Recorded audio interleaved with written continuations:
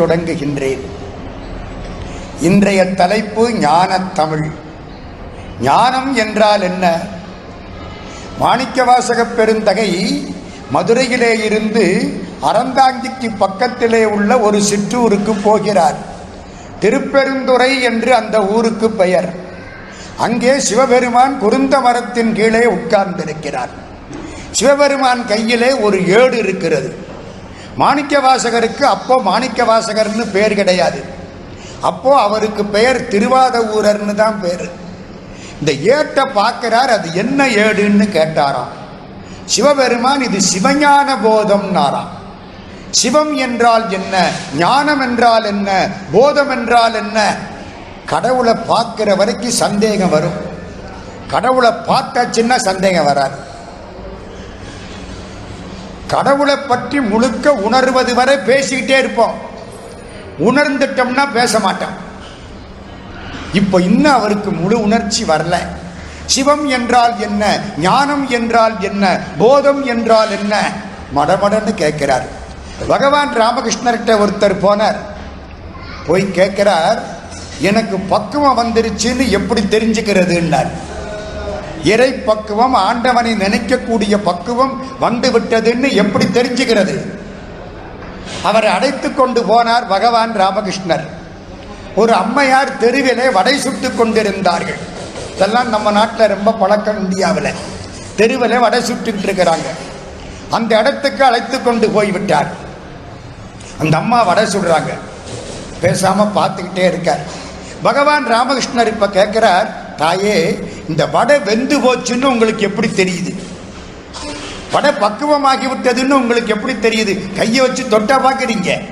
தொட்டு பார்த்தா கை வெந்து போயிடும். எப்படி தெரியுது? அந்த அம்மா அப்படி திரும்பினாங்க. ஒண்ணுமில்ல, வடை பக்குவமாகிற வரைக்கும் சத்தம் போட்டுக்கிட்டே சுத்தம், பக்குவமாகிட்டா சத்தம் நின்று போயிருந்தாங்க. உங்களுக்கெல்லாம் நல்லா புரியுது, நீங்கள் ரொம்ப படித்தவர்கள். பக்குவமாகிற வரைக்கும் நாங்க பேசிக்கிட்டே இருப்போம். பக்குவம் ஆயிடுச்சுன்னா நிறுத்திடுவோம். ஆண்டவனை அடைகிற வரைக்கும் இந்த பக்குவம் வராது. 1000 பேசுவோம். சிவன் எப்படித்தார், யார் கண்டனர் அப்படி. ஐயா வாங்க, சிவா திருச்சிற்றம்பலம். எங்களை எல்லாம் அழைத்து வந்து ஆடவிடக்கூடிய சிற்றவேசனார் இப்பொழுது வருகிறார். ஐயாவுக்கு நம்முடைய வணக்கங்கள். அவர் தான் இந்த பெருமைக்கெல்லாம் அடிப்படை காரணம். சிவம் என்றால் என்ன, ஞானம் என்றால் என்ன, போதம் என்றால் என்ன, மடமடன்னு கேட்கிறார். இன்னும் கடவுளை பற்றிய முழு அறிவு கைவரப்பெறாத வாதவூரன். சிவபெருமான் சொல்கிறார், சிவம் என்பது ஈடு இணையில்லாத மெய்ப்பொருள். பரஞ்சோதி முனிவர் திருவிளையாடல். சிவம் என்பது ஈடு இணையில்லாத மெய்ப்பொருள். ஞானம் என்பது அதை அறிவது, போதம் என்பது அதை தெளிவது. சில பேருக்கு அறிவு இருக்கும், தெளிவு இருக்காது. நெருப்பு சுடுமுன்னு எனக்கு தெரியும். ஒரு தீக்குச்சியை வச்சு 5 மூக்கு விளக்க ஏத்துறேன், சுடப்போகுதுன்னு தெரியுது.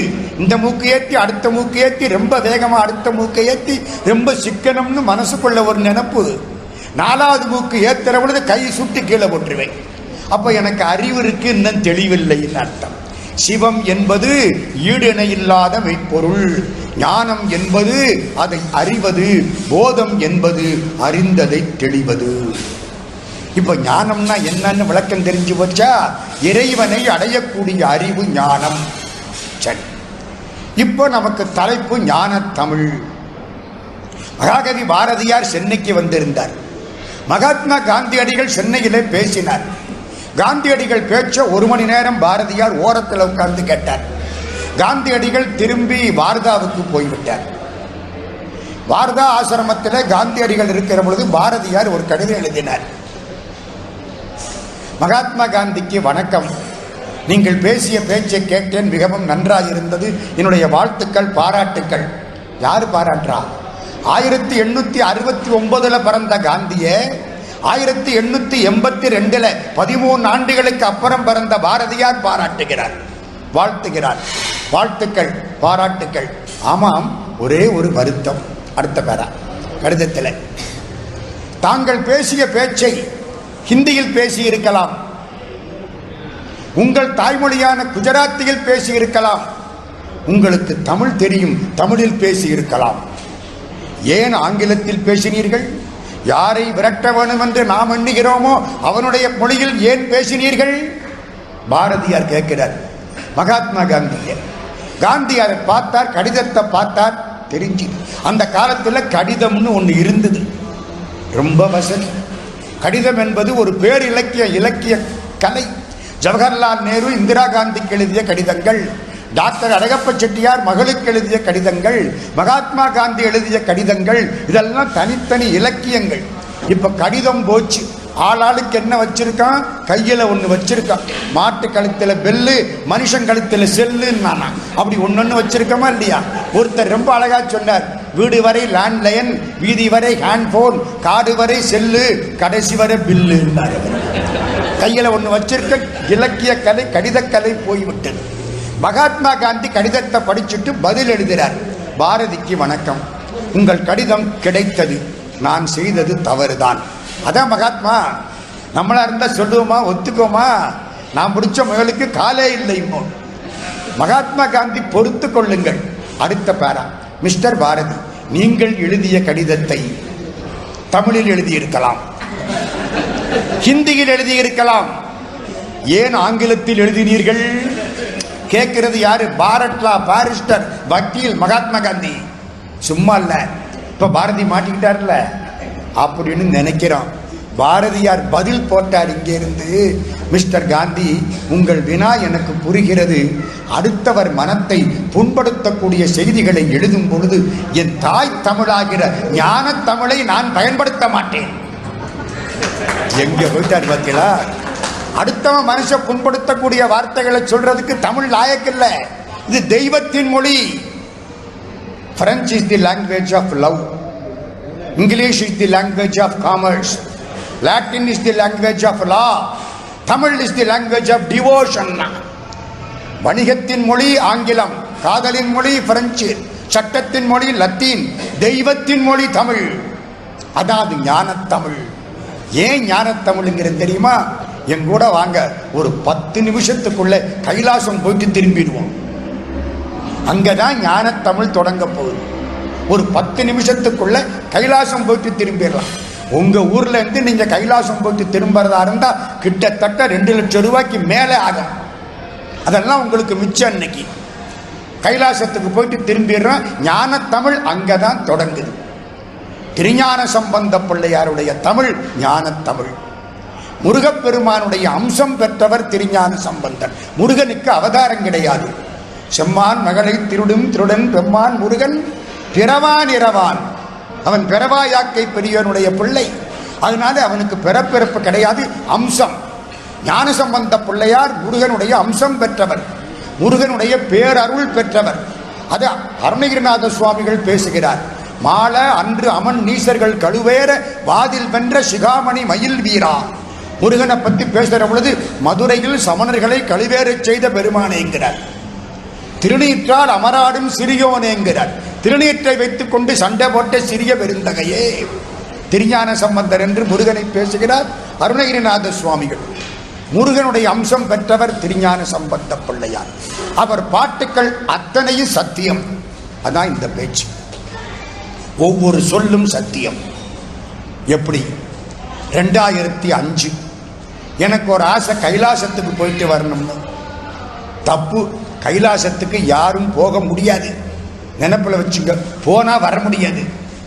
கைலாசத்தை தூரத்தில் இருந்து பார்த்துட்டு வரலாம், அவ்வளவுதான்.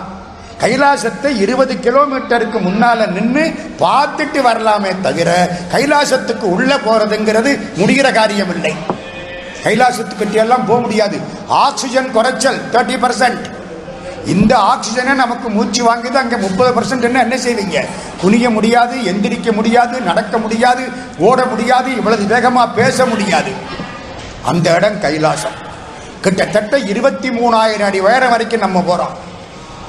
29,000 அடி உயரம் எவரெஸ்ட். நம்ம எவரெஸ்டுக்கெல்லாம் போறதுக்கு நமக்கு அவ்வளவு ஆற்றல் கிடையாது. நம்ம 22,000 அடி உயரம் அதிகபட்சம் போகலாம். 2005 ஒரு திட்டம் போட்டோம். மதுரை ராமகிருஷ்ண மடத்தின் தலைவர் கமலாத்மானந்த சுவாமி மகாராஜ், அவர் காலில் போய் விழுந்தோம். நாங்கள் 4 பேர். ஒருவர் ஒரு தொழிலதிபர், ஒருவர் ஒரு ஆடிட்டர், ஒருத்தர் பேங்க் மேனேஜர், மூன்றாவது பேசிக்கொண்டிருக்கக்கூடிய இந்த சாதாரணமான ஆசிரியர், 4 பேரும் போய் சேர்ந்தோம். அவர் சொன்னார், எங்களை பார்த்துட்டு பத்திரமா போங்க. ஏன்னா இப்போ ஒரு 120 பேர் குஜராத்திலிருந்து போனாங்க, பனிமழை பெய்தது, 20 பேர் இறந்து விட்டார்கள். எங்களுக்கு எப்படி இருக்கும்? அடுத்தாப்புல சொல்றார், மானசரோவர்னு ஒரு தீர்த்தம் இருக்கு, 135 கிலோமீட்டர் சுற்றளவு, அதுல குளிக்காதீங்க, விரைச்சு போவீங்க, புரோட்சணம் பண்ணிக்கிடுங்க. 2வது பயமுறுத்தல்.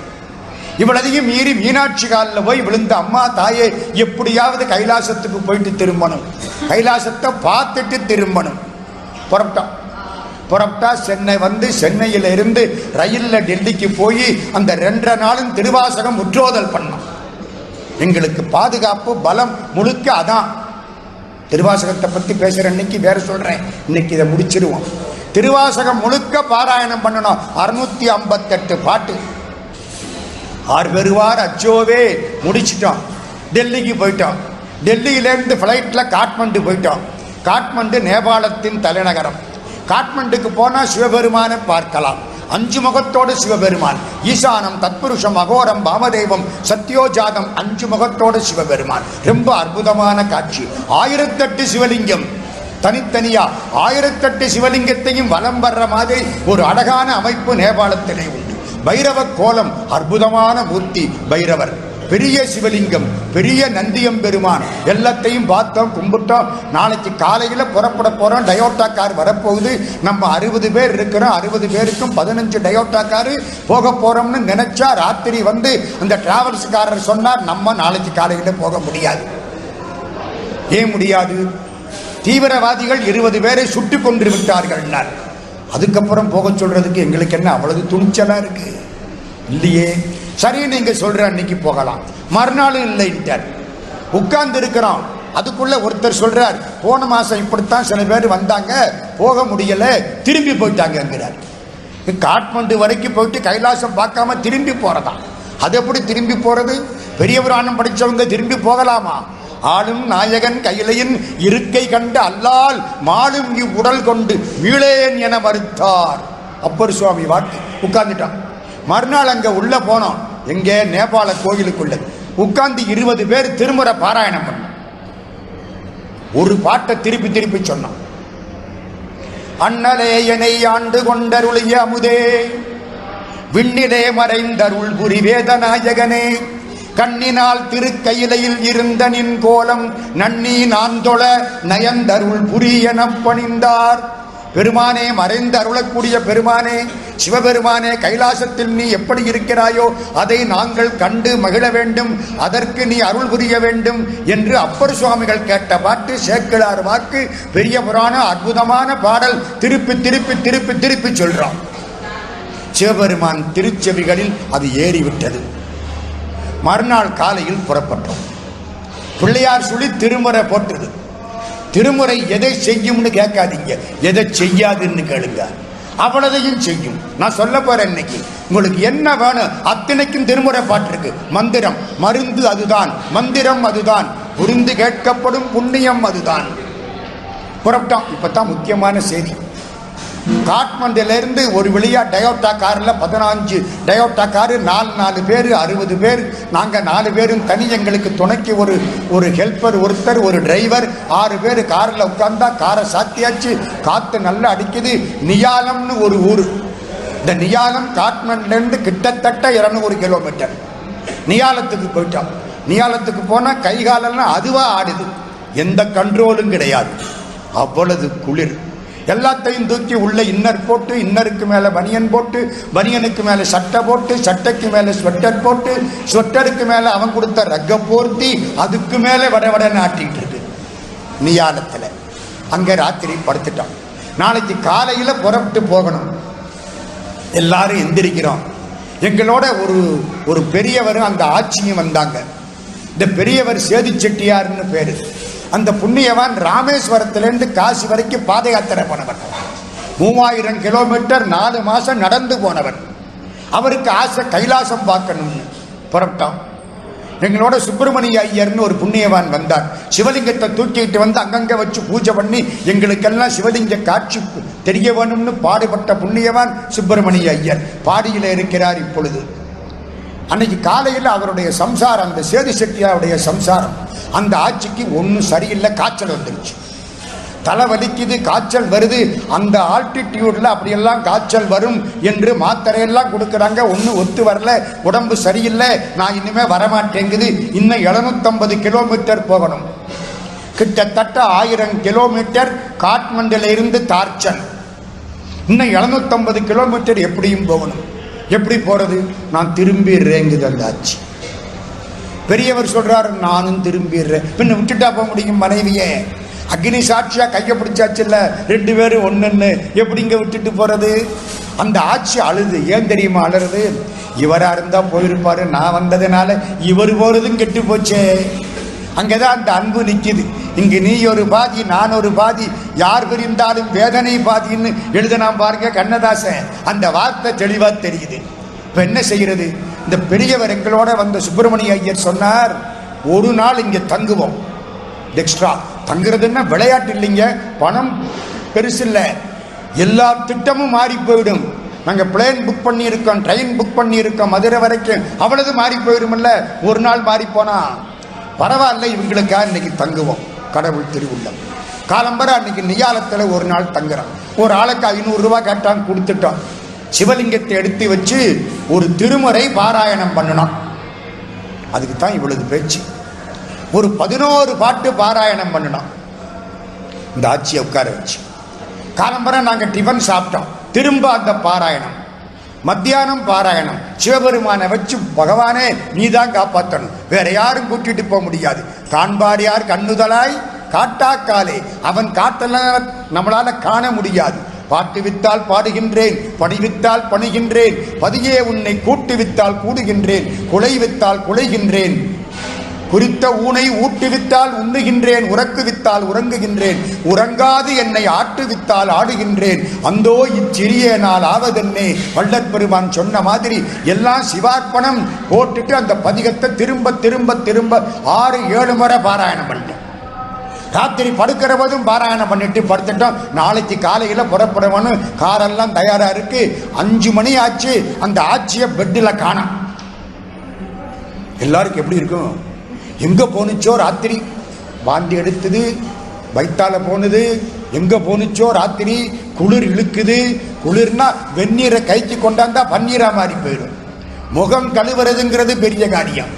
முகத்தை கழுவுறதாவது, இந்த தண்ணி முகத்தில் பட்டவொடனே 1000 தேள் கொட்டினாப்பில் இருக்கும், ஜில்லுன்னு. நம்ம ஐஸ் கட்டினால முகத்தை ஒரு நாளைக்கு கழுவி பாருங்க, அப்படி இருக்கும். அதுல இது எங்க போனுச்சோ தெரியல.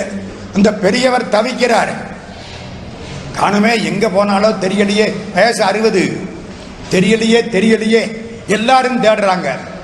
போய் பார்த்தா ஜீப்ல நீட்டா காலையில் எந்திரிச்சு முகத்தை கழுவி துண்டெல்லாம் போட்டு பேண்ட்டை போட்டு கோட்டை போட்டு அந்த ஆட்சி கம்பீரமா போய் உட்கார்ந்து, என்ன யாரும் புறப்படலையாங்குது. எங்களுக்கு எப்படி இருக்கும்? நாங்க அப்பத்தான் துண்டை காணும் துணியை காணும்னு தேடிட்டு இருக்கோம். போய் உட்கார்ந்தா கம்பீரமா வந்துருச்சுங்க. நியாலத்தில் ஒரு நாள் பிரார்த்தனை. அந்த பாட்டு என்ன தெரியுமா? அதுதான் ஞானத்தமிழ். என்ன ஞானத்தமிழ்? மறையுடையாய் தோலுடையாய் வாசடை மேல் வளரும் பிறையுடையாய் பிஞகனே என்றுன்னை பேசி நல்லால் குறையுடையார் குற்றமோராய் கொள்கையினால் உயர்ந்த நிறை உடையார் இடர்களையாய் நெடுங்களம் மேயவனே. நீ பிறை அணிந்தவன், வேதங்கள் உன்னை பாடுகின்றன. நீ தோளாடையை அணிந்து கொண்டவன், அடியார்கள் குடியாக இருப்பவன். நாங்களெல்லாம் உன் அடியார்கள், எங்கள் துன்பங்களை நீ மாற்ற வேண்டாமா? இடர்களையும் பதிகம்னு பேரு. நின்னடியே வழிபடுவான் நிமலா நினைக்கருத என்னடியான் உயிரை வவ்வேல் என்றடர் கூற்றுதைத்த பொன்னடியே பரவினாலும் பூவொடு நீர் சுமக்கும் நின்னடியார் இடர்களையாய் நெடுங்களம் மேயவனே. நல்லா ஞாபகம் வச்சுங்க, எல்லா துன்பங்களும் போயிரும், சத்தியம். இந்த பாட்டு மனசாராம அங்க யாருங்க காப்பாத்துவா? 3 டாக்டர் வந்தாங்க, எங்களுக்கு மேல அவங்களுக்கு உடம்பாடிக்கிட்டு இருக்கு. கடவுள் தானே காப்பாத்தன். குளிர் தாங்கிறதுக்கு உடம்பு ஒண்ணு தானே. டாக்டருக்கு என்ன இரும்புனாலேயே உடம்பு? யோசிச்சு பாருங்க. எல்லாரும் வந்து உட்கார்ந்தாங்க. சிவபெருமான தவிர இன்னும் டாக்டர் கிடையாது. இவங்கெல்லாம் வைத்தியர்கள். அவர் வைத்தியநாதன். வைத்தியநாதன் நமக்கு சமானம். உலகத்திலே ரொம்ப பொல்லாதவன் யாரு தெரியுமா? உயிரை எடுத்துக்கிட்டு போற யமன். ரொம்ப நல்லவங்க யாரு தெரியுமா? அங்கிருந்து நம்மளை காப்பாத்துற டாக்டர்கள். அதனாலதான் கடவுளுக்கு வைத்தியநாத பெருமான் பேர். பவரோக வைத்தியநாத பெருமாளேம்பார் திருப்புகள் திருத்தணியிலே அருணகிரிநாத சுவாமி. புறப்பட்டுட்டோம் நியாலத்தை விட்டு புறப்பட்டா அடுத்த ஊரு சாகாவுக்கு அந்த ஆட்சி கம்பீரமா வந்து எல்லாருக்கும் முறுக்கு சப்ளை பண்ணுது. எப்படி இருக்கு? அதுக்கப்புறம் தாண்டி போனா பரியாங்கு போற பொழுது ஒருத்தர் ஒரு போடு போட்டார். பகவான் அப்பப்ப எங்களை சோதிக்கிறான். ஏன் தெரியுமில்ல? அவனை நினைக்கலன்னா நினைக்க வச்சிருவான். நினைக்கணுமா இல்லையா? நாங்க ஊர்கதையெல்லாம் பேசிக்கிட்டு போனோமா, போட்டான் ஒரு போடு. என்ன தெரியுமா? எங்க டிராவல்ஸ்காரர் வந்தார். சார், பிரம்மபுத்திரா நதி இப்ப வருது, அதை தாண்டணும். பிரம்மபுத்திராவை தாண்டது. எல்லா நதிகளுக்கும் பெண் பேரு வச்சவன் அதுக்கு மட்டும் புத்திரான்னு பேர் விட்டான். கோதாவரி பெண் பேரு, யமுனை பெண் பேரு, கங்கை பெண் பேரு, காவிரி பெண் பேரு. பிரம்மபுத்திரி இல்ல, பிரம்மபுத்திரா. ஏன்? எப்பவும் வெள்ளம் வந்து அழிவு செய்யக்கூடியது. அது தாய் மனசு ஒரு காலம் அழிவு செய்யாது. நான் வேற ஒண்ணு சொல்லக்கூடாது. அதுக்கு பேர் அப்படி வச்சுட்டா பிரம்மபுத்திரான்னு. பெரிய பரந்த ஆறு. எப்படி தாண்டது? போட்டு வரும். போட்ல ஜீப்பை தூக்கி வைப்பா எங்க டயோட்டா காரை. தூக்கி வச்சு 16 டயோட்டா காரு அக்கறைக்கு போகணும். அப்புறம் நாங்கள்லாம் போய் கார்ல ஏறி போகணும். கிட்டத்தட்ட 5-6 மணி நேரம் செல்லும். வெள்ளம் வந்துட்டா போக முடியாது. எவரெஸ்ட்டை சுத்தி போகணும். எவரெஸ்ட்டை சுத்தினா 4 நாள் போயிடும். பயமுறுத்தி விட்டான். இப்ப என்ன செய்யறது? திரும்பவும் சரணடைந்தோம் திருஞான சம்பந்த பிள்ளையாரை.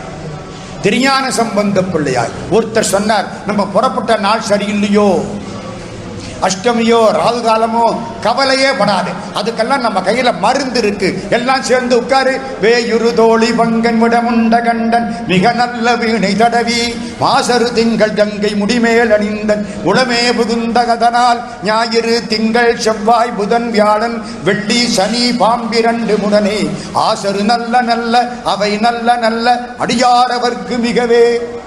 எல்லாரும் பாட்டும் கடைசி பாட்டும் சொல்லிட்டு முடிச்சிருவாங்க. நாங்க 11 பாட்டும் சொன்னோம். என்பொடு கொம்படாமை விமார் விளங்க எருதேறு ஏழை உடனே 9 மத்த மாலை புனர் சூடி வந்தன் உளமே புகுந்தகதனால் 9 18 உடனாய நாள்கள் அவைதாம் அன்பொடு நல்ல அவை நல்ல அடியாரவர்க்கு மிகவே. 11 பாட்டும் சொல்லி அரசாழ்வர் ஆணை நமதே. சம்பந்த சுவாமிக்கு பேரு தெரியுமா? ஆணை நமதென்ற பெருமாள்னு பேரு. கல்வெட்டில் இருக்கு. ஆணை நமதே. பிள்ளை அப்பாவுடைய ராஜ்யத்துக்கு பிள்ளைதானே அடுத்த வாரிசு. அதனால ஆணை நமதேங்கிறார்.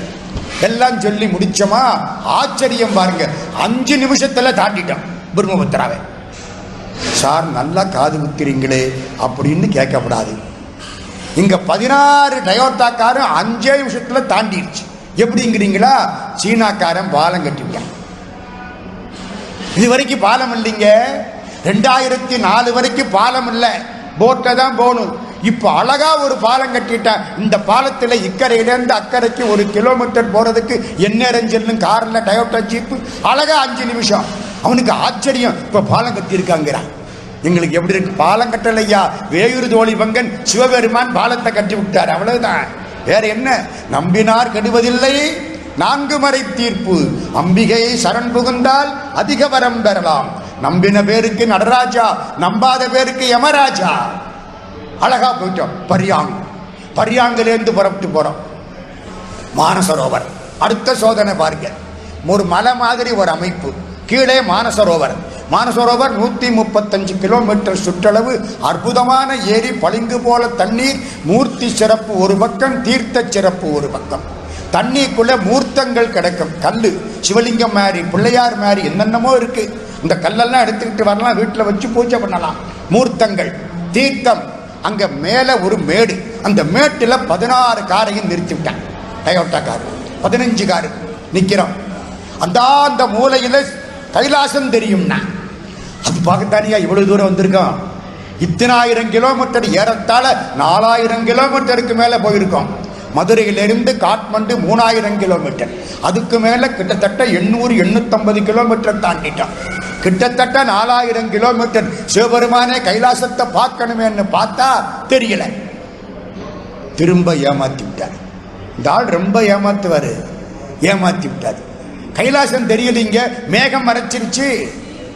ஆணவம் மறைச்சா அறிவு சூரியன் போற மாதிரி மேகம் மறைச்ச உடனே கைலாசம் தெரியல. எல்லாம் விழுந்து விழுந்து விழுந்து கும்பிட்டோம், கைலாசத்தை காணோம். எங்க போலீஸ்ல கம்ப்ளைண்ட் கொடுக்க முடியும் கைலாசத்தை காணும்னு? அங்கதான் நினைச்சுக்கிட்டோம். காண்பார் யார் கண்ணுதலாய் காட்டாக்காலே, அவன் காட்டுனா தெரியும். அவன் அருளே கண்ணாக காணினல்லால் இப்படி என் இந்நிறத்தன் இப்பண்ணத்தன் இவன் இறைவன் என்று எழுதி காட்டோனாதே. அவன் காட்டினால் தான் காணலாம். கீழே விழுந்து விழுந்து கும்பிட்டான், தெரியல. அப்ப ஒரு பாட்டு பாட ஆரம்பிச்சான். அதுவும் ஞானசம்பந்த பிள்ளையார் பாட்டு. ஒருத்தர் சொன்னார், எல்லாரும் உட்காருங்க, மதுரை பதிகம் மந்திரமாவது நீரு படிப்போம். திருநீர் தான் நமக்கு பாதுகாப்பு, அது கடவுளை காட்டும் ஒளிமயமானது. உட்காரு எல்லாரும். மந்திரமாவது நீரு, வானவர் மேலது நீரு, சுந்தரமாவது நீரு, துதிக்கப்படுவது நீரு, தந்திரமாவது நீரு, சமயத்தில் உள்ளது நீரு. ரெண்டு அர்த்தம்.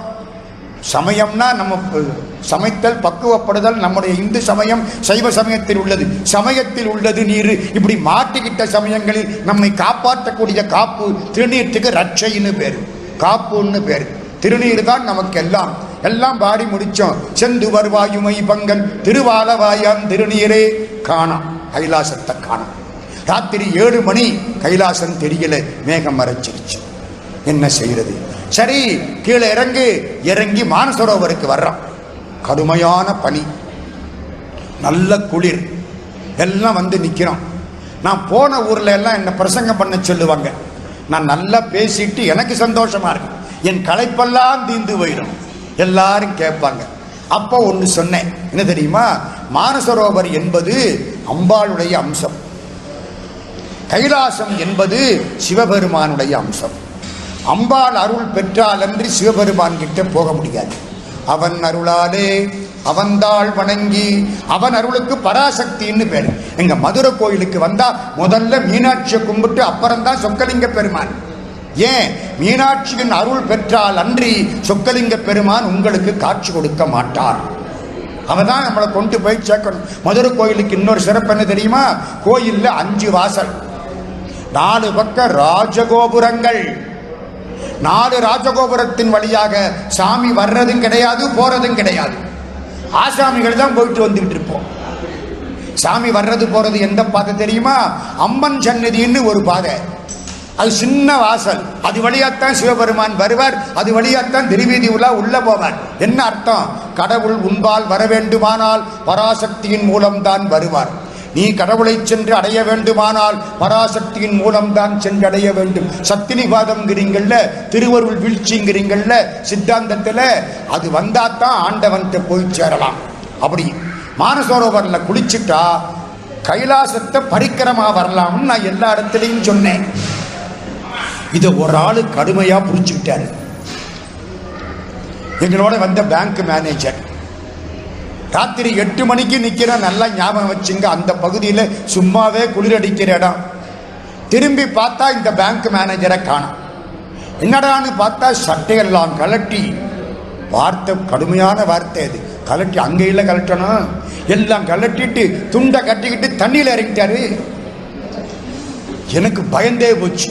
கடா இந்த மனுஷன், நான் தான் சொன்னேன் மானசரோவர்ல குளிச்சுட்டா திருவருள் கிடைக்கும், கைலாச யாத்திரை சிறப்பாக இருக்கும், பரிக்கிரமா பண்ணலாம்னு சொன்னேன். உண்மைதான். இந்த மனுஷன் அதை நம்பி இப்படி இறங்குவார்னு நானா கண்டேன்.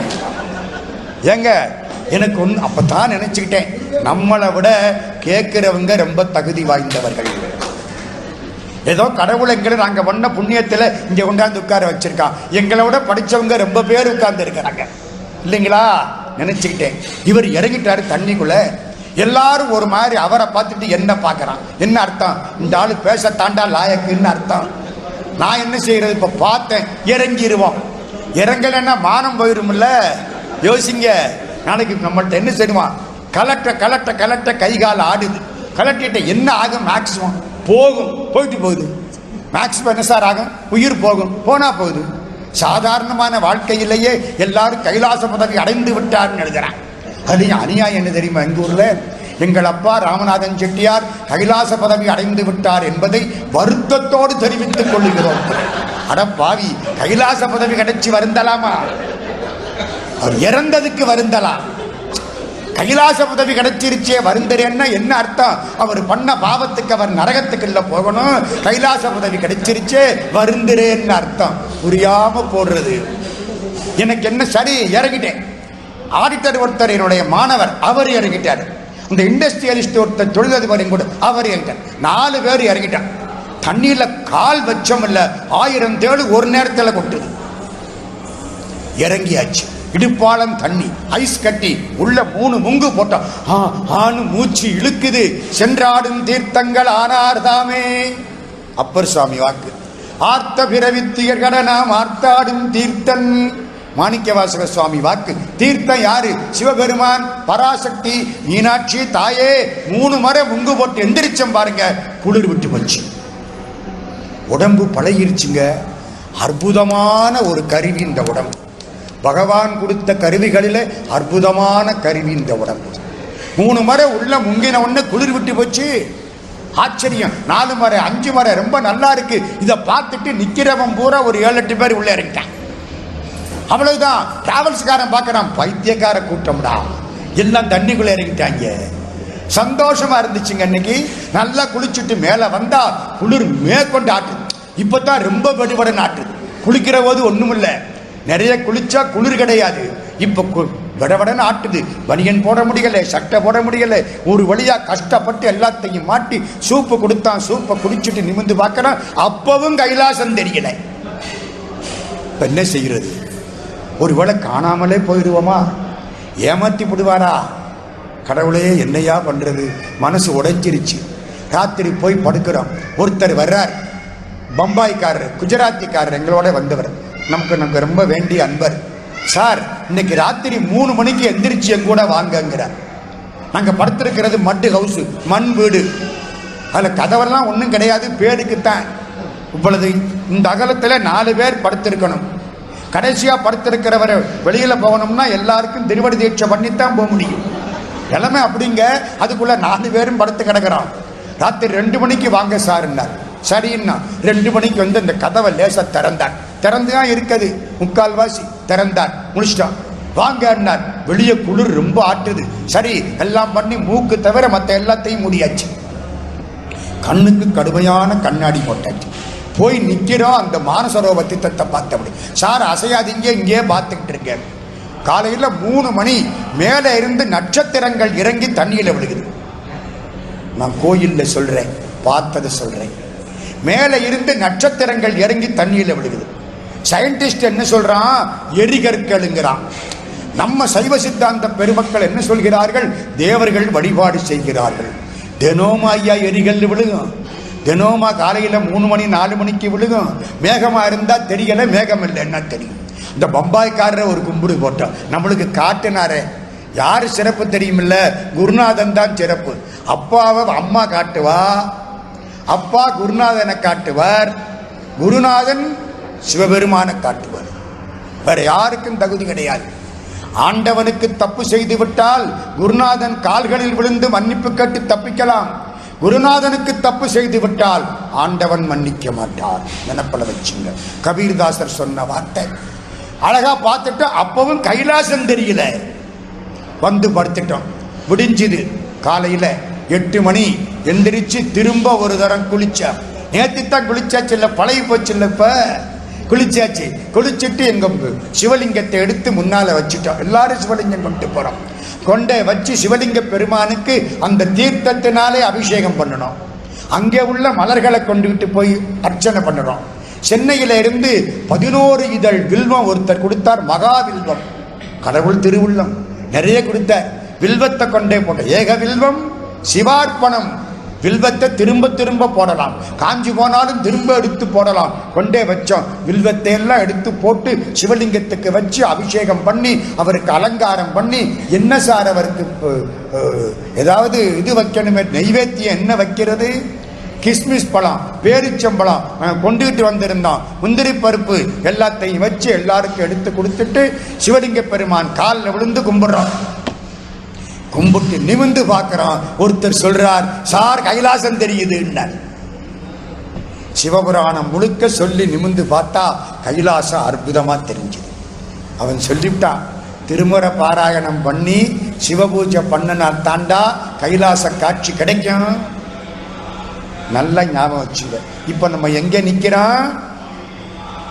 மானசரோவர் கரையில நிக்கிறோம், மலேசியாவில் இல்ல. சிவபெருமானுடைய கைலாசம் தெரியுது. அதை சுத்தி வர்றதுக்கு இன்னும் கொஞ்சம் தூரம் போகணும். மானசரோவர்ல மூர்த்தம் எடுத்தோம், தீர்த்தம் எடுத்தோம், அதை சுத்தி கார்ல வந்தோம். அடுத்தாப்புல ராட்சஸ்தல்னு ஒரு தீர்த்தம் இருக்கு. கும்பகர்ணன், ராவணன், விபீஷணன் அவங்க தவம் பண்ண இடம். அந்த இடத்துல தண்ணீர் ரொம்ப பொல்லாது, மோசமானது, சயின்டிபிக்கலி நாட் அட்வைசபிள். அதனால அதை தொடக்கூட முடியாது. சுத்தி வந்துடுறமே தவிர அதுல குளிக்கிறது இல்லை. இந்த பக்கம் இவ்வளவு புனிதமான தீர்த்தம், அந்த பக்கம் அவ்வளவு விஷமான தீர்த்தம். எல்லாத்தையும் சுத்திட்டு தார்ச்சனுக்கு புறப்பட்டோம். தார்ச்சன் அங்கே இருந்து 50வது கிலோமீட்டர். தார்ச்சனுக்கு போய் பார்த்தா தார்ச்சன்ல எங்களுக்கு ஒரு ரூம் கொடுத்தாங்க, நல்ல ரூம். ரூம் கதவு ஜன்னலை திறந்தா ஜன்னல் வழியா கைலாசம் தெரியுது. ராத்திரி தூங்க முடியுமா? எந்திரிக்கிறது, இந்தா தெரியுது கைலாசம். மேகம் மறைச்சிடும், 10 நிமிஷம் பார்ப்போம், திரும்ப 2வது முறை தெரியும். ராத்திரி முழுக்க தூக்கம் இல்லை. மண்ணுறங்கும் விண்ணுறங்கும் மற்றுளவெல்லாம் உறங்கும் கண்ணுறங்கேன் எம்மிறைவர் காதலால் பைங்கிலியே. தாய்மான சுவாமி தூக்கம் இல்ல, ராத்திரி முழுக்க கைலாசத்தை பார்க்கிறோம். ஆகா தெரியுது, அந்த தெரியுது, இந்த தெரியுது. நாளை காலம்பரை எப்படியாவது பரிக்கிரமா பண்ணணும். மறுநாள் காலம்பரை எந்திரிச்சு படிக்கிறமான்னா கைலாச மலையை சுற்றி வர்றது 54 கிலோமீட்டர். அப்போ இப்ப பாதையெல்லாம் மாற்றி சௌரியமாக்கி விட்டாங்க. இப்ப 40 கிலோமீட்டர் போனா போதும். நான் சொல்றது 2005. இப்போ 2011 திரும்ப ஒரு தரம் போயிட்டு வந்தேன். பாதைகள்லாம் ரொம்ப நல்லா இருக்கு. முந்தி பாதை ரொம்ப மோசம். 100 கிலோமீட்டர் டிராவல் பண்ணிட்டா முதுகெலும்ப கலட்டி காய போடணும். இப்போ அந்த கவலையெல்லாம் கிடையாது, நல்லா இருக்கு பாதை. கைலாசம் அவ்வளவு நல்லா சீனாக்காரன் பாதை போட்டுட்டான். போய் 4 பக்கம் சுத்தணும். சில பேர் குதிரையில் வந்தாங்க, சில பேர் நடந்து வர்றாங்க, குதிரையா நடையா. சில பேர் யாக்குங்கிற மாட்டு மேல வர்றாங்க. நாங்க ஒரு 10 பேர் தீர்மானம் பண்ணோம் நடக்கிறது. கால்களால் பயனின் கரை கண்டன் உரை கோயில் கோல கோபுர கோகரணம் சூழா கால்களால் பயன் என் அப்பர் சுவாமி நடக்க ஆரம்பிச்சோம். முத நாள் 18 கிலோமீட்டர் திரபுக்குங்கிற இடத்துக்கு போயிட்டோம். திரபுக்கிலேருந்து பார்த்தா கைலாசம் எதிர்த்தாப்புல தெரியுது. ஒரு பாறையை காமிக்கிறான், இங்கதான் ராவணன் கைலாசத்தை தூக்கினான். அவளது பக்கத்துல தெரியுது கைலாசம். கிட்ட போக முடியாது, கிட்ட போனா மூச்சு முட்டிடும், ஆக்சிஜன் குறைச்சல். அதுக்கப்புறம் மறுநாள் ரொம்ப கஷ்டமான யாத்திரை, டோல்மோ பாஸ். 28 கிலோமீட்டர் போய் திருப்பணும். மலை ஏறி இறங்கி திரும்ப ஏறி இறங்கி 15 கிலோமீட்டர் நட. ஆக உச்சி 22,000 அடி உயரம் டோல்மோ பாஸ். அங்க போயிட்டு இருக்கிற பம்பாய்க்காரர் ஒருத்தர் அங்கே சரணமாயிட்டார், இறந்து போயிட்டார். அங்கேருந்து ஒருத்தர் இறங்கி வந்து எங்கிட்ட சொல்றான், ஐயா அவர் இறந்து போயிட்டாரு, நீங்க முடிஞ்சா ஏறுங்க, இல்லாட்டி இறங்குங்க. எங்கே இறங்குறது? எவ்வளவு தூரம் இறங்குறது? ஏறியாச்சு போ. 300 அடி போறதுக்கு கிட்டத்தட்ட 30 நிமிஷத்துக்கு மேலே ஆச்சு. 300 அடி ஏறிட்டோம். மேலே போய் பார்த்தா ஒரு பீடம். பீடத்துக்கு சேலையெல்லாம் சுத்தி இருக்காங்க, கௌரி பீடம்னு சொல்லி கும்பிடுறாங்க. அதான் பார்வதி அம்சம். பக்கத்துல அந்த ஆள் இறந்து கிடக்கிறார். இந்த பாருங்க, கை இப்படி இருக்கு. இது என்னன்னு தெரியுதா உங்களுக்கெல்லாம்? சின்முத்திரை. கல்லாலின் உடைய வந்து நான்மறையாரங்க முதல் கற்ற கேள்வி வல்லார்கள் நால்வருக்கும் வாக்கிறந்த பூரணமாய் மறைக்கப்பாலாய் எல்லாமாய் அல்லதுமாய் இருந்ததனை இருந்தபடி இருந்து காட்டி சொல்லாமல் சொன்னவரை நினையாமல் நினைந்து பவத்தொடக்கை வெல்வான். கம்பீரமா அழகா சிரிச்சபடி இறந்து கிடக்கிறார். அவங்க வீட்டுக்கு பம்பாய்க்கு போன் பண்ணோம். அந்த அம்மாவுக்கு 40 வயசு, இவருக்கு 43 வயசு. அந்த அம்மா அங்கேருந்து சொல்லுது, ஹி அட்டைந்து மோட்சா கைலாஸ். என்ன தைரியம் பாருங்க. எல்லாரும் சேர்ந்து கீழே கொண்டாந்து ஒரு குதிரையில் வச்சு அவர் அங்கே இருந்த டயரெல்லாம் போட்டு எரிச்சு, வேடிக்கை தெரியுமா, அந்த ஊருக்காரன் குதிரையை சுட்டுவிட்டான். இது கொண்டாந்த குதிரை பயன்படுத்தப்படாதான். இந்த பணத்தை கொண்டாந்த குதிரையை அடுத்து பயன்படுத்தப்படாதான். நம்ம எவ்வளவு பயப்படுறோம் சாவுக்கு பார்த்தீங்களா? ஒருத்தர் அழகா சொன்னார், வெள்ளக்காரர், நீ இருக்க வரைக்கும் சாவு வரப்போறதில்லை, சாவு வந்தா நீ இருக்க போறதில்லை, எதுக்குடா பயப்படுற? அதாங்க பயமா இருக்கு. அப்படி மேலே ஏறிட்டோம். கீழே அற்புதமான இடம். அமைதி, பேரமைதி. ஒன்றும் பேச முடியல, பேச முடிஞ்சாத்தானே எல்லாம் அமைதி, அற்புதமான அமைதி. ஸ்பேஸ் அண்ட் லைட், அதுதான் சொர்க்கம். ஒளியும் வெளியும், ஒளியும் ஒளியும் இல்லை, வெளியும் ஒளியும். ஒளியில் வளைந்த உயர் ஞான பூதரத்து உச்சியின் மேல் அழியில் வளைந்ததோரானந்த தேனை அநாதியிலே வெளியில் வளைந்த வெறும்பாளை பெற்ற வெறுந்தனியை தெளிய விளம்பியவா முகமாருடைய தேசிகனே. கந்தர் அலங்காரம். வெறும் வெளியும் ஒளியும் தான். அற்புதமா இருக்கு, மகிழ்ச்சியா இருக்கு. நம்ம யாருன்னு மறந்து வச்சு, இப்ப நான் எனக்கு ஞாபகம் இருக்கு, திமிர் இருக்கு, எல்லாம் போச்சு. நான் மறையை கற்றவன் ஞானி இல்லை, நான் மறைய கற்றவன் ஞானி. சரிதானே? நான் மறையை கற்றவனுக்கு ஞானின்னு பேர் வைக்கப்படாது. நான்கிற அகங்காரம் மறைஞ்சு போகணும். நம்ம காலையிலேருந்து ராத்திரி வரைக்கும் சொல்ற, அடிக்கடி சொல்ற வார்த்தை எது? நான் நான் நான் நான். 10 ஹோட்டலுக்கு போனா நான் கொண்டாங்கிறேன். இட்லி வேண்டாம், தோசை வேண்டாம், நான் கொண்டாங்கிறேன். ஒரு பலகாரத்துக்கு நான் பேர் வச்சுக்கிட்டேன். நான் வேண்டாம்னு தானே இந்த பாடுபடுறோம். எல்லாம் போச்சுங்க. இறக்கி தள்ளுறான் அந்த ஷெர்பா. இங்க நிக்காதீங்க, பனிமழை பெஞ்சா தாங்க மாட்டீங்க, மத்தியானம் 1 மணி ஆச்சு, 6 மணிக்குள்ள கீழே இறங்கணும், இன்னும் 16 கிலோமீட்டர் போகணுங்கிறான். பயந்து போச்சு, இறக்கி தள்ளி கொண்டாந்தான். 2 முறை கீழே விழுந்தான், எந்திரிச்சான். சிவா சிவா சிவா சிவா. ஒரு கிலோமீட்டருக்கு பனியா இருக்கு. கம்ப வச்சு குத்துறான். ஒழுங்கா அவன் போறான். அவன் காலடியிலே நம்ம போகணும். மாறி கீறி போனோம்னு வச்சுங்க, ஜென்ம ஜென்மத்துக்கு உடம்பு அப்படியே இருக்கணும். புரியுதா? விரைச்சு போய் அப்படியே இருக்கும் பனிக்குள்ள. அதுல போய் தாண்டி முழுக்க முழுக்க சிவார்ப்பணம்னு காலில் விழுந்துட்டான். வேற கதியே இல்லை சார், யாரும் காப்பாற்ற முடியாது சிவபெருமானை தவிர. கீழே இறங்கி கஷ்டப்பட்டு ராத்திரி 9:30 மணிக்கு வந்தா, ஷூவை கலட்டினது தெரியாது, விழுந்தது தெரியாது, எப்படியோ வந்தாச்சப்பா, இந்த இடத்துக்கு வந்தாச்சு, பெரிய காரியம். ஜுதுல் புக், இந்த இடத்துக்கு பேரு ஜுதுல் புக். அந்த இடத்துக்கு வந்தாச்சு, மயங்கி விழுந்தோம். ஒரு 1/2 மணி நேரத்துக்கு இருக்கிறமா இல்லையான்னு புரியலை. அப்புறம் பிறங்க வந்தது, ஒரு வழியா நம்ம இறங்கி வந்துட்டோம், உயிரோடு இருக்கிறோம். சூப்பு கொடுத்தான், குடித்தோம். மறுநாள் காலம்பர அற்புதமாக திரும்பினோம். 8 கிலோமீட்டர். முதல் நாள் 18, அடுத்த நாள் 28, 3ஆம் நாள் 8, மொத்தம் 54 கிலோமீட்டர் இறங்கி அற்புதமாக வந்து திரும்ப தாட்சன்கிட்ட வந்து திரும்ப மானசரோவருக்கு வந்து 3வது குளிகள் குளிச்சுட்டு நிமிந்து பார்க்குறோம். அன்னப்பறவை 2 பக்கத்தில் வருது, ஆண் அன்னமும் பெண் அன்னமும். எல்லாம் அன்னப்பறவை இல்லை, அழகா வெள்ளை வளையன்னு இருக்கு, தும்பப்பூ மாதிரி. அப்பத்தான் நினைச்சுக்கிட்டோம், காதல் மடப்பிடியோடும் களிறு வருவன கண்டேன், இளமன நாகு தழுவி ஏறு வருவன கண்டேன், பேடை மயிலோடும் கூடி பிணைந்து வருவன கண்டேன். நல்ல காட்சி கிடைச்சு திரும்பி மதுரைக்கு வந்து சேர்ந்தோம். சென்னைக்கு வந்து மதுரைக்கு வந்து இப்ப மலேசியாவுக்கு வந்துட்ட. எல்லாரும் பத்திரமா. நம்ம கைலாச யாத்திரை திருஞான சம்பந்த பிள்ளையார் கருணையினாலே அற்புதமாக நிறைவேறிவிட்டது. இந்த புண்ணியம் பூரா ராமலிங்கேஸ்வரர் கோயில் தேவஸ்தானத்தை சேர்ந்த இந்த திருப்பணி குழுவை சேர்ந்த பெருமக்களுக்கு இந்த புண்ணியம் முழுக்க சமர்ப்பணமாகிறது. ஞான தமிழ் கைலாசம் வரைக்கும் கொண்டு விட்டு போய் உருப்படியா திரும்ப கொண்டாந்து விட்டு. திருஞான சம்பந்த பிள்ளையார் அவதாரம் எப்போ, தேதி எல்லாம் முக்கியம். அதை ஒருத்தர் ஆய்வு பண்ணி சொல்லி இருக்கார். திருஞான சம்பந்த பிள்ளையார் எப்பொழுது அவதாரம் செய்தார்? கலி 639 நம்ம வருஷம், அதாவது கிபி 639 மே மாதம் 12ஆம் தேதி. கலி 3740 விகாரி வருஷம் சித்திர மாசம் 29ஆம் தேதி புதன்கிழமை, திருவாதிரை நட்சத்திரம், ரிஷப லக்னம். திருஞான சம்பந்த பிள்ளையார் அவதாரம் திருவாதிரை. சிவபெருமானுக்குரிய நட்சத்திரம் திருவாதிரை. சிவபெருமான் பிறந்ததுன்னு சொல்லப்படாது, அவருக்கு பிறப்பும் கிடையாது, இறப்பும் கிடையாது. எந்த பள்ளிக்கூடத்திலையும் சிவபெருமானை சேர்த்துக்க மாட்டாங்க.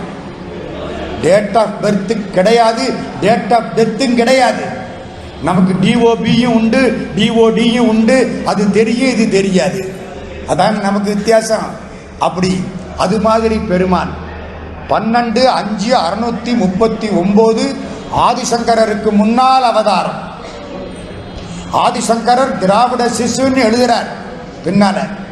639 மே மாதம் 12ஆம் தேதி சித்திரை சித்திரை மாசம் புதன்கிழமை சித்திரை 29 விகாரி வருஷம் அவதாரம். 3 ஆண்டு கழிச்சு ஞானப்பால் உண்டார் அல்லவா. ஞானப்பால் உண்டது 642 மே மாசம் 9ஆம் தேதி.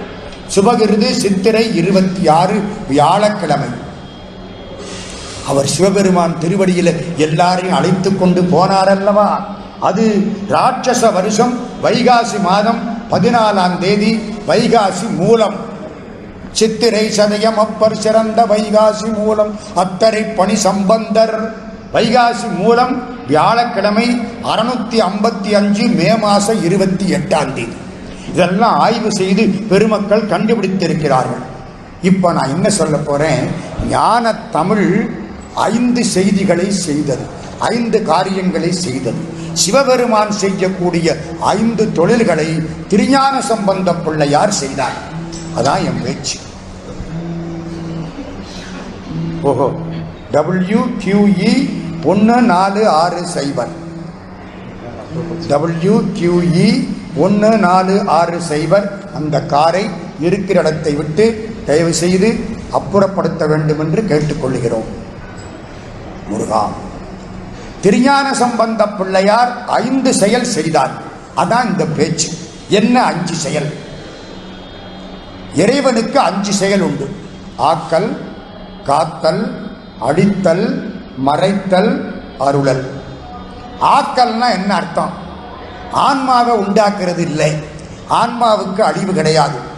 பதி பசு பாசம் என பகர் மூன்றில் பதியினை போல் பசுபாசம் அனாதி. பதி என்னைக்கோ பசுவும் பாசமும் அப்ப பிடிச்சி உண்டு. பதியினை சென்று அணுகா பசு பாசம். பசு பாசத்தோடு இருக்கிற வரைக்கும் ஆண்டவன் கிட்ட போகாது. ஆண்டவன் வந்துட்டா இந்த பாசம் ஓடி போயிடும். பசு பதியோட போய் சேர்ந்துடும். திருமூலர் திருமந்திரம். பதி அணுகில் பசுபாசம் நில்லாவே.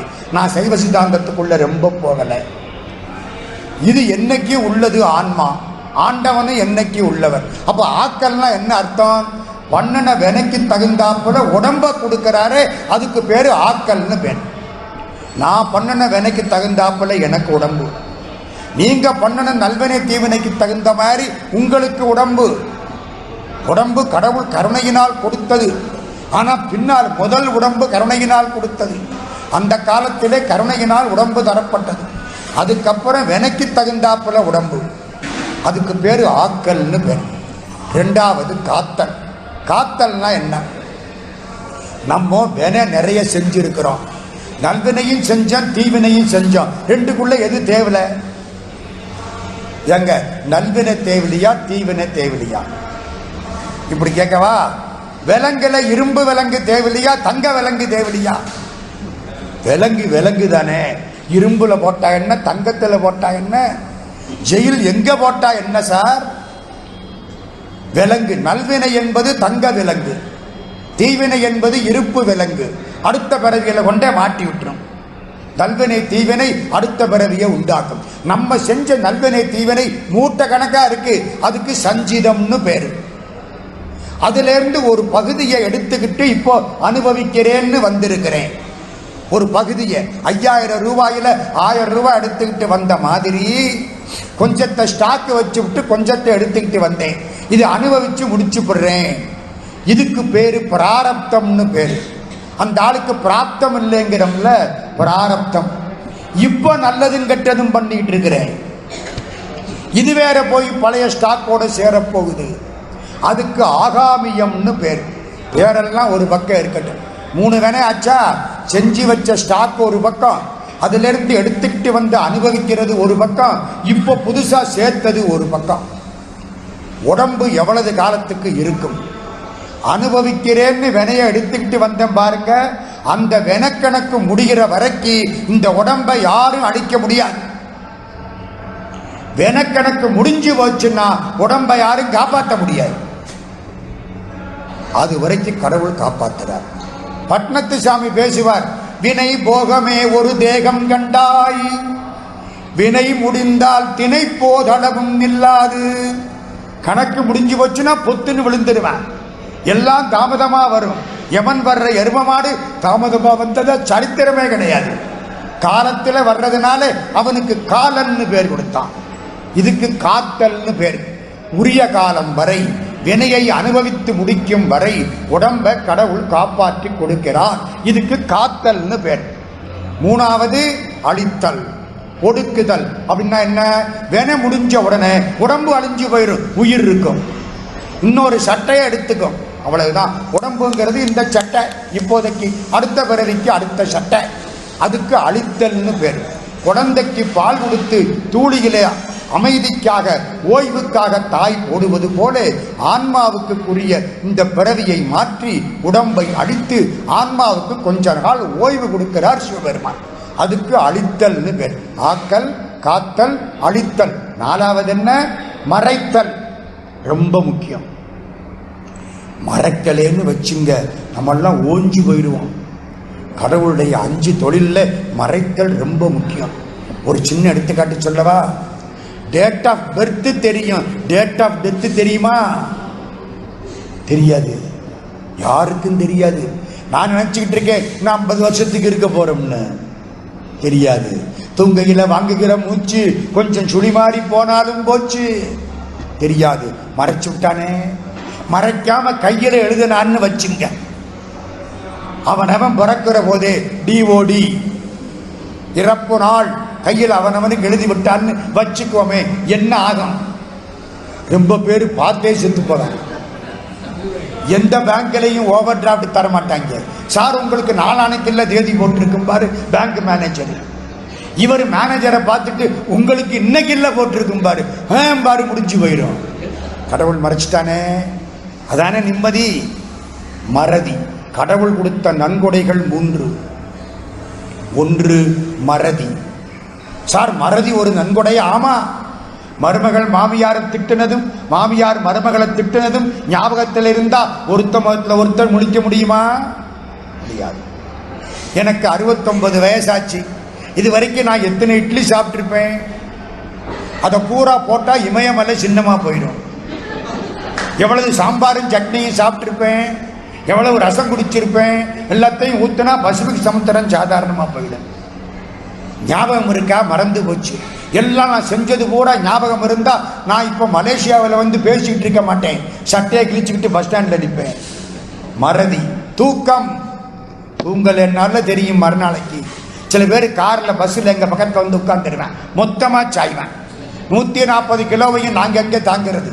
ரொம்ப கஷ்டப்பட்டு தடுமாறி சாருன்னு கடைசி ஒரு பள்ளத்தில் பஸ்ஸு விழுந்து எந்திரிச்சு, எங்கள் ஊரில் பாதையெல்லாம் பள்ளம், அப்படி எந்திரிச்சு நட்டுன்னு முட்டிக்கிட்டு முடிச்சுக்குவான். இனிமே தூங்க மாட்டான். நல்ல வேலை நம்ம மேலே சாய மாட்டான். பாதை வாழ்க, பள்ளம் வாழ்க, பாதையெல்லாம் பள்ளமாக வச்சிருக்க நம்முடைய அரசாங்கம் வாழ்க, சந்தோஷமா வாழ்த்திக்குவோம். இல்லாட்டி மாட்டிக்குவோம். புரியுதா? 3 நன்கொடை. மறதி, தூக்கம், இத்தனாம் தேதி இறந்து போவேன்னு சொல்லாம விட்டது. 3 கடவுள் கொடுத்தது. மறைப்பு. ஆக்கல், காத்தல், அழித்தல், மறைத்தல். 5வது என்ன? அருளல். அப்படின்னா என்ன? சஞ்சித வினை சேர்த்து வச்சது நிறைய இருக்கு, புதுசா இப்ப சேர்க்கிறது வேற சேர்ந்துகிட்டு இருக்கு. இதையெல்லாம் கொஞ்சம் கொஞ்சமா எடுத்து அனுபவிச்சோம்னா உலகம் அடிஞ்சாலும் நம்ம பிறவி கணக்கு தீராது. எழுகடல் மணலை அளவிடில் அதிகம் எனது இடர் பிறவி அவதாரம். 7 கடல் மண்ணை அளந்து விடலாம், என் பிறவியை அளக்க முடியாது என்னார் அருணகிரிநாத சுவாமி. பகவான் ரமணரிடத்திலே போய் கேட்டார்கள், உங்களுக்கு நாங்கள் பிறந்த நாள் கொண்டாடப் போகிறோம். பகவான் ரமணர் கேட்டார், எந்த பிறவி பிறந்த நாள்? போன பிறவி பிறந்த நாளா, அதுக்கு முந்தின பிறவி பிறந்த நாளா? எல்லாம் ஓடி வந்துட்டான். இந்த பிறவி பிறந்த நாள் தானே உங்களுக்கு தெரியும், பழைய பிறவி பிறந்த நாள் யாருக்கு தெரியும்? அத்தனை பிறவி. இவ்வளவு வினையும் தீக்கணுமே. சிவபெருமான் காலில் விழுந்துட்டா சஞ்சிதம் எரிந்து போகும். எரிந்து போகும்னு சொல்லப்படாது, வறுக்கப்பட்ட முளையாகிவிடும், வறுக்கப்பட்ட விதையாகிவிடும். நான் சைவ சித்தாந்தம் படித்த ஆட்கள் ரொம்ப பேர் உட்கார்ந்து இருப்பாங்க. சஞ்சிதம் முளைக்காதபடி வறுக்கப்பட்ட வினையாகிவிடும். பிராரப்தம் அவன் திருநாமத்தை சொல்வதனாலே இப்பொழுது உடம்பை பாதிக்காது. ஆகாமியம் ஆகாமியம் அந்த பெயரினாலே ஆற்றல் அற்று போய்விடும். ஆக சிந்தை மகிழ சிவபுராணம் தன்னை முந்தை வினை முழுதும் மோய உரைப்பன் யான். ரொம்ப பேர் ஓயங்கிறாங்க, அது மோய. மோயன்னு அர்த்தம் தெரியுமா? வேரோட வந்துடும். அடுத்த பிறவியெல்லாம் உண்டாக்காது. அருளல்னா என்ன அர்த்தம்? ஆன்மாக்களுக்கு வினைகளை எல்லாம் மாற்றி பிறவி இல்லாமல் செய்து தன் திருவடியில் சேர்த்து கொள்ளுகிறாரே, அதுக்கு அருளல்னு பேர். இந்த 5 காரியத்தையும் சிவபெருமான் செய்கிறார். ஞான சம்பந்தருடைய ஞான தமிழ் இந்த 5 காரியத்தையும் செஞ்சு சொன்னா என் பேச்சு முடிஞ்சு வச்சு. என்ன 5 காரியம் செஞ்சது? 1 ஆக்கல். எங்க செஞ்சார்? முதல்ல ஞான சம்பந்தனுடைய வரலாறு ஆரம்பத்துக்கு போங்க. குழந்தை, 3 வயசு குழந்தை. சாரதாமணி தேவியாருக்கு 3 வயசா இருக்கிற பொழுது நீ யாரை கல்யாணம் பண்ணிக்குவேன்னு கேட்டாங்களாம். சாரதாமணி தேவியார் சொன்னாராம், அந்த அவரை கல்யாணம் பண்ணிக்குவேன்னு 21 வயசு ராமகிருஷ்ணரை காமிச்சுதான். இவளுக்கு 3 வயசு, பகவான் ராமகிருஷ்ணருக்கு 21 வயசு. சாரதாமணி தேவியார் 3 வயசுல இவரை கல்யாணம் பண்ணிக்குவேன்னு சுற்றி வரலால பகவான் ராமகிருஷ்ணரை காட்டின மாதிரி 3 வயசுலே திருஞான சம்பந்த பிள்ளையார் ஒரு பெருஞ்செயலை சாதிக்கப் போகிறார். குழந்தை அப்பா கூட்டிக்கிட்டு போனார். குளிப்பதற்காக நீருள் இறங்கினார். மந்திரம் சொன்னார். குழந்தை மேல உட்கார்ந்திருந்தது. பசிச்சது. கோபுரத்தை பார்த்தது. மேலை தவத்தினாலே, மேலை சார்பினாலே அம்மே அப்பா என்று அழுது அருளினார். அழுத பொழுது முகம் எப்படி இருந்துச்சு? நம்ம எல்லாம் அழுதா எப்படி இருக்கும்? நான் சிரிச்சாலே நல்லா இருக்காது. அழுதா எப்படி இருக்கும் யோசிச்சு பாருங்க. சில பேர் அழுதா தாங்க முடியாது. எல்லாருக்கும் அழுகிற பொழுது முகம் எப்படி இருக்கும்? மட்டமா இருக்கும், சுமாரா இருக்கும். கண்ணாடியில் பாருங்க. ஞான சம்பந்த பிள்ளையார் அழுதாரா, முகம் எப்படி இருந்துச்சு? வேத நெறிதடை தோங்க மிகு செய்வத்துறை விளங்க பூதவரம் வரை பொடிய புரிதவாய் மலர்ந்து அழுத. அது எப்படிங்க? அவர் அழுத பொழுது முகம் மலர்ந்தது. எனக்குன்னு கேட்டா கை குவியும், கோயிலுக்குன்னு கேட்டா முகம் மலரும். அவர் தனக்காக அழவில்லை, எல்லா உயிர்களும் வாழ வேண்டும் என்று பொறுமை அழுது அருளினார். சேக்கிழார் வாக்கு. அதனாலே முகம் மலர்ந்தது. குழந்தை அழுதது. சிவபெருமானும் அம்பாளும் வந்தார்கள். அம்பாள் தங்க கிண்ணத்திலே பாலை கறந்து தந்தாள். குழந்தை குடித்தது. சிவபெருமான் காட்சி கொடுத்தார். சிவனும் பராசக்தியும் காட்சி கொடுக்க ஞான குழந்தை பார்த்தது. சுபகிருது வருஷம் சித்திரை மாசம் 26ஆம் தேதி வியாழக்கிழமை காலையில் ஞானப்பால் அருந்தியது. 642 மே மாசம் 9ஆம் தேதி மறைஞ்சிட்டாங்க 2 பேரும். இந்த அப்பா மேல வந்தார். முக்கியமான இடம். குழந்தைய பார்த்தார். பால் வடிய குழந்தை நிற்குது. ஒரு பெரம்பு எடுத்துக்கிட்டார். யாருடா பால் கொடுத்தது? கோவிச்சுக்கிட்டார். எங்க யாரும் பால் கொடுத்தா சாப்பிடக்கூடாதா? சாப்பிடலாம். நல்லவங்களா இருந்தா தான் பால் வாங்கி சாப்பிடலாம். இல்லைன்னா அவங்க பண்ணின பாவங்கள் நம்மளை பாதிக்கும். நான் சொன்னது உங்களுக்கெல்லாம் நல்லா விளங்கும்னு நினைக்கிறேன். மகாபாரதத்திலே மகாபாரதம் முடிகிற பொழுது பீஷ்மாச்சாரியார் மரணப்படுக்கை, அம்பு படுக்கையில் படுத்து கிடக்கிறார். பகவான் கண்ணன் பாண்டவர்கள் 5 பேரையும் கூட்டிக்கிட்டு வந்தான். பாட்டனாரே, நீங்கள் அறிவாளி, அரசியல் அறிஞர், எல்லாத்தையும் இந்த பிள்ளைகளுக்கு சொல்லுங்கள். பீஷ்மாச்சாரியார் அறிவு கொடுத்தார், அரசியல் அறிவு. எல்லாரும் கேட்டுக்கொண்டிருக்கிறார்கள். பாதி பேசிட்டு இருக்கிற பொழுது ஓரத்தில் உட்கார்ந்த பாஞ்சாலி சிரித்தாள். பாட்டனார் பேச்சை நிறுத்திவிட்டார். ஏம்மா சிரிச்சே? முந்தி சிரிச்சே. ஒரு பாரத யுத்தம் 18 அக்கரோணி சேனை முடிஞ்சு வச்சு, இப்ப ஏன் சிரிக்கிறேன்? பாட்டனாரே, இவ்வளவு அறிவு சொல்றீங்களே, அன்னைக்கு ஒத்த சீலையோடு நின்ற பொழுது துச்சாதனன் ஒரு பாவி சேலைய சபையில உறிஞ்சானே, அப்போ இந்த அறிவு எங்க போச்சு? இவ்வளவு பேசுற பாட்டனார் ஒரு வார்த்தை சொல்லி இருந்தா துச்சாதன என்ன தொற்றுப்பானா? அப்ப அந்த அறிவு எங்க போச்சு? கேட்கறது சரிதானே? பீஷ்மாச்சாரியார் சொன்னார், தாயே, அப்போ தர்மத்துக்கு எதிராக அதர்மம் செயல்படும் பொழுது அதை எதிர்த்து பேசக்கூடிய ஆற்றல் என்கிட்ட கிடையாது. ஏன் கிடையாது? துரியோதனன் போட்ட சோறு உடம்புல கிடந்துச்சு. நான் சாப்பிட்டது துரியோதன வீட்டில். பாவி வீட்டில் சாப்பிட்டா அறத்துக்கு எதிராக பேச முடியாது. இப்படி சொல்றேன், அறத்துக்கு எதிராகத்தான் பேச முடியும், அறத்துக்கு சார்பா பேச முடியாது. அவன் போட்ட சோறு என்னால முடியல, பேசாம இருந்தேன். இப்ப பேசுறீங்களே எப்படி? துரியோதனம் போட்ட சோறு புழுக்க அர்ஜுனை விட்டு அம்புனால ரத்தமா போயிடுச்சு. இப்போ எங்க அம்மா கங்காதேவி கொடுத்த புனிதமான உடம்பு இருக்கு, அதனால இப்போ ஞானத்தை சொல்றேன். அப்ப புரியுதா? நல்ல புரியுறாப்புல சொல்லவா? எரும மாட்டு பால் சாப்பிட்டா அசையாம போவான் தெருவில், அவ்வளவுதான். யாரு வீட்டில் சாப்பிட்றோமோ அவருடைய புண்ணிய பாவங்கள் நம்ம பாதிக்கும்.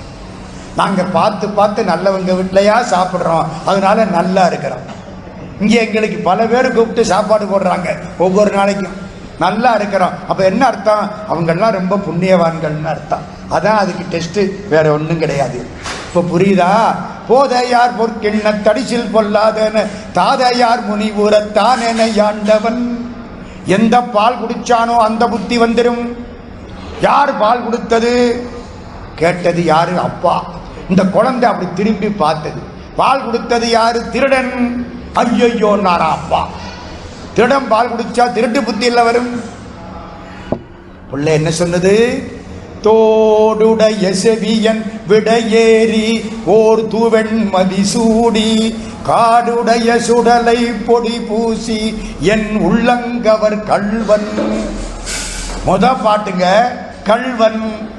அப்படியா? யார் அந்த கள்வன்?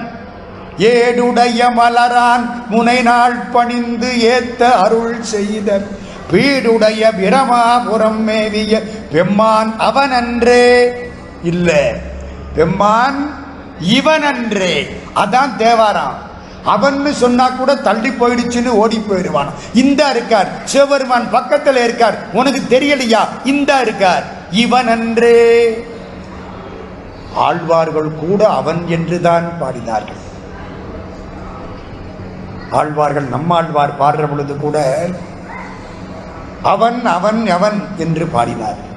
உயர் வர உயர் நலம் உடையவன் எவன் அவன், மயர் வர மதிநலம் அருளினன் எவன் அவன், அயர் வரும் அமரர்கள் அதிபதி எவன் அவன், துயரரு சுடரடி தொழுதலன் மனனே. சம்பந்த சுவாமி பார்த்தார், இவங்க அவன்னா விட்டுட்டு போயிடுவாங்க, அங்கே இருக்கார் கடவுள்னு, இந்த பக்கத்தில் இருக்கார், உன் கூட உட்கார்ந்து இருக்கார், உன் மடியில் உட்கார்ந்து இருக்கார், இவன் அன்றே. நிறுத்துங்க. 5 தொழிலும் இந்த பாட்டில் வந்துருச்சு. எப்படி ஆரம்பிச்சார்? தோடுன்னு ஆரம்பிச்சார். தோடுன்னா என்ன? என்ன சார் இது தெரியாதா? பெண்கள் அணிவது தோடு. ஏன் தோடுன்னு பேரு? படுவது பாடு, கெடுவது கேடு, விடுவது வீடு, தொடுவது தோடு. காதை தொட்டுக்கிட்டு இருக்குல்ல, தோடுன்னு பேரு வச்சான் தமிழ. தொங்கினா குலை, தொட்டா தோடு. ஏன் தோடுன்னு ஆரம்பிச்சார்? தோடு பெண்கள் போடுறது. ஏன் ஆரம்பிச்சார்? சமணத்துக்கு எதிர்ப்பு அப்பவே உண்டாக்கிட்டார். சமணத்தில் என்ன தெரியுமா? சமணத்துக்கு சைவத்துக்கு ஒன்றும் தகராறு கிடையாது, ஆனா கருத்துக்கள் தப்பு. நான் ஒன்னே ஒன்று சொல்றேன், நீங்க ஒத்துக்கிட்டா நான் கூட சமணத்துக்கு போயிடுறேன். ஒன்னே ஒன்று கேட்கிறேம்மா, இவ்வளவு பேர் இருக்கிறீங்க, சமணத்தில் பெண்களுக்கு மோட்சம் கிடையாது, அம்மா ஒத்துக்குவீங்களா? உதப்பீங்க. ஆமா, சமணத்தில் பெண்களுக்கு மோட்சம் கிடையாது. அவ என்ன? அவ இன்பத்துக்குரியவள். குழந்தை பிறந்தோட வேலை சரியா போச்சு. அடுத்த பிறவி ஆனா பிறந்தாத்தான் அவளுக்கு, இல்லைன்னா கிடையாது. நம்ம சிவபெருமான்கிட்ட போறதா இருந்தா அம்பாள் காலில் விழுந்தா தாண்டா முடியும். அம்மையே அப்பா, முதல்ல அம்மை, அப்புறம்தான் அப்பா. பால் நினைந்து ஊட்டும் தாயினும் சால பறிந்து. நமக்கு அவனுக்கு ஒத்து வரும் ஐயா? பெண்களுக்கு மோட்சம் இல்லைன்னு சொல்லிவிட்டு நம்ம வீட்டில் அடுத்த வேலை சாப்பிட முடியுமா? யோசிச்சு பாருங்க, தப்பு இல்லையா? இன்னொன்று சொல்றேன் உங்களுக்கு, ஆணாயிருந்தாலும் பெண்ணாயிருந்தாலும் மனசளவிலே பெண்ணாக மாறினால் அன்றி ஆண்டவனை அனுபவிக்க முடியாது. ஆண்டவன் தான் கணவன், ஆன்மாக்கள் எல்லாம் மனைவி. சட்டையை பொறுத்து பேசாதீங்க. இது ஆண் சட்டை, பெண் சட்டை, நாய் சட்டை, நரி சட்டை விடுங்க. பெண்ணுக்குரிய கருணை, பெண்ணுக்குரிய அன்பு, பெண்ணுக்குரிய பாசம், பெண்ணுக்குரிய நம்பிக்கை, பெண்ணுக்குரிய பக்தி, இதெல்லாம் வந்தாதான் ஆணோ பெண்ணோ ஆண்டவனை அனுபவிக்க முடியும். அதுதான் நம்முடைய வாழ்க்கை. ஆன்மாவுக்கு ஆன்மா எப்பவும் பொண்ணுதான், சிவபெருமான் மட்டுமே ஆண். எல்லாம் அனுபவிக்கக்கூடியவர்கள் நாமெல்லாம். தோடு. இன்னொன்று சொல்லிவிடவா? நம்ம தீபத்தை வச்சு கும்பிடுவோம், சமணர்கள் தீபத்தை வச்சு கும்பிட மாட்டான். ஏன்? வீட்டில் பூச்சி விழுந்து செத்து போயிடுவோம். நம்ம இருந்தாலும் தீபம், இறந்தாலும் தலைமாட்டில் தீபம், மோட்ச தீபம். மூணாவது ஒன்று சொல்லவா, நம்மளை பொறுத்த மட்டும் நம்ம செய்த வினை அதுவா வந்து பிடிச்சிக்காது. நாம் பண்ண நல்வினை தீவினை இந்த ஆன்மாவை அதுவா வந்து பிடிச்சிக்காது. அதுக்கு சிவபெருமான் ஒருத்தர் இருப்பார், அவர் தான் கூட்டுவிப்பார். ஆட்டுவிக்கும் சாட்டி நிற்கும் அண்டமலாம் சாட்டையிலா பம்பரம்போல் ஆட்டுவிக்கும் குற்றாலத்து அண்ணலார். குற்றாலக்குறை வச்சு பேசும் அவர் தான் எல்லாம். சமணத்தில் எப்படி தெரியுமா, செய்த வினை அதுவா வந்து பிடிச்சிக்கும். இந்த மைக்கு அதுவா வந்து எனக்கு முன்னால் உட்கார்ந்தா நான் எந்திரிச்சு ஓடி போயிடுவேன். ஒரு ஆள் வேணுமில்ல கொண்டாந்து வைக்கிறதுக்கு. இது ஜடம். வினை என்பது ஜடம், ஆன்மா உயிர் பொருள். ஆன்மா போய் வினைய பிடிச்சுக்குமா? ஒரு காலம் பிடிச்சிக்காது. ஏன்? ஆன்மாவை கூப்பிட்டு வினைய பிடிச்சுக்கோன்னா நல்வினையா பிடிச்சுக்குமே தவிர தீவினைய பிடிச்சிக்காத. அப்போ ஒருத்தன் கூட்டுவிப்பான் வேண்டும். அங்கே அதெல்லாம் கிடையாது. கண்ணுக்குட்டியை அவுத்து விட்டா தாய் பசுவின் பக்கத்தில் செல்வது போலே நீ செய்த வினை உன்னை அதுவாக வந்து பிடித்துக் கொள்ளும். இது சமணம். பல்லாவுள் உய்த்து விடினும் குளக்கன்று வல்லதாம் தாய்நாடி கோடலை நல்ல பழவினையும் அன்ன தகைத்தே தற்செய்த கிழவனை நாடிக்கொளற்கு. பசுமாட்டுக்கடையிலே கண்ணுக்குட்டி அவுத்து விட்டால் தாய்ப்பசுவை போய் அது சேருவது போலே நீ செய்த வினை உன்னை வந்து பிடித்துக் கொள்ளும். நம்மனுக்கு இதெல்லாம் சார்பில்லை, விட்டுட்டோம். நான் என்ன சொன்னேன்? பெண்களுக்கு மோட்சம் கிடையாதுன்னு சமணம் சொல்லுதில்ல. அது அடிக்கிறதுக்கு பெண்ணை வச்சே முதல் பாட்டு ஆரம்பிச்சார். தோடுன்னு ஆரம்பிச்சார். பெண் அணிவது தானே தோடு. செவியன், செவியல் இல்ல, செவியன். அப்போ சிவபெருமான் அம்மையும் அப்பனுமாய் இருக்கிற தோற்றம் வந்துருச்சு. தோடுடைய செவியன் விடை ஏறி. வாரியார் சாமி அழகா சொல்லுவார். விடை ஏறினா என்ன அர்த்தம்? ரிஷபவாகனத்தில் வர்றான் அறக்கடவுள் அப்படிங்கிறது மட்டுமில்லை. ஆயிரக்கணக்கான மக்கள் ஆயிரக்கணக்கான சந்தேகப்படுகிறார்களே. வினாக்கள் எத்தனை வினா. ஒருத்தன் கேட்கிறான், முருகப்பெருமானுக்கு 6 முகம்னா நேர இருக்குமா, சுத்தி வர இருக்குமா? அடுத்தவன் கேட்கிறான், ஒரு மூக்கில் சளி பிடிச்சா நான் இந்த பாடுபடுறேனே, முருகப்பெருமான் சரவண பொய்கையில் இருக்காரே, 6 மூக்குக்கு சளி பிடிச்சா என்ன பாடுபடுவாரு? தெரிஞ்சோ தெரியாமலோ வேடிக்கையா கேட்கிறோம்ல. தட்சிணாமூர்த்தி இப்படி உட்கார்ந்து இருக்காரு, என்ன செய்யறாரு? பொடி போட எடுத்துட்டாரு, போட போறாரு, பார்த்துக்கிட்டே இருக்காரு. ஆள் பார்க்காத பொழுது போட்டுருவாரு. சைவ சமயம் மாதிரி உயர்ந்த சமயமும் கிடையாது, அது தெரியாத நம்மள மாதிரி முட்டாள்களும் கிடையாது. மன்னிச்சுக்கிடுங்க, அவ்வளவு பெரிய சமயம். நம்ம கொண்டே பூட்டி வச்சு விட்டாத, அவ்வளவுதான். இதுக்கெல்லாம் விடையேறினாரு வாரியார் சுவாமி. தூவன் மதிசூடி. விடை ஏறிங்கிறது அறக்கடவுள். அறத்தி தர்மத்தினாலே தான் உங்களுக்கு உடம்பு தரப்படுகிறது. அப்போ அதில் படைத்தல் வந்து விட்டது. தூவன் மதிசூடி, சந்திரனை சூடி இருக்கிறார். அங்கே காத்தல் வந்தது. சந்திரனை எதுக்கு சூடினார்? காலில் வந்து விழுந்தான். எவனாவது காலில் விழுந்தவனை தூக்கி தலையில வச்சுக்குவானா? அதனால இந்த ஆளு பித்தன் தானே, பைத்தியக்காரன் தானுங்க, பித்தன் தானே இவன். பித்தா ஏன்னு கேட்டான், பிறை சூடி. காலில் விழுந்தவனை தூக்கி தலையில வச்சுக்கிட்டா அந்த ஆளு பைத்தியக்காரன் இல்லாம பின்ன யாரு? சிவபெருமானுக்கு கொடுத்த பேர் பித்தன். அப்ப காலில் விழுந்தவனை தலையில வச்சு காப்பாத்தினா அது காத்தல். ஆக்கல் காத்தல் ஆட்சி. தோளுடைய செவியன் விடையேறி ஒரு தூவன் மதிசூடி காருடைய சுடலை பொடி பூசி. உடம்புல சுடுகாட்டு சாம்பலை பூசுறார். ஒரு விஷயம் சொல்றேன் கேட்டுங்க. காசிக்கு போறோம். காசியிலே 5 விஷயம் ஞாபகத்தில் வச்சுக்கணும். மாடு முட்டாது, மலர் மணக்காது, பிணம் நாராது, எத்தனை நாள் வச்சாலும் சரி, கருடம் பறக்காது, பள்ளி சொல்லாது. காசிக்கு காலையில் விஸ்வநாதருக்கு காலையில்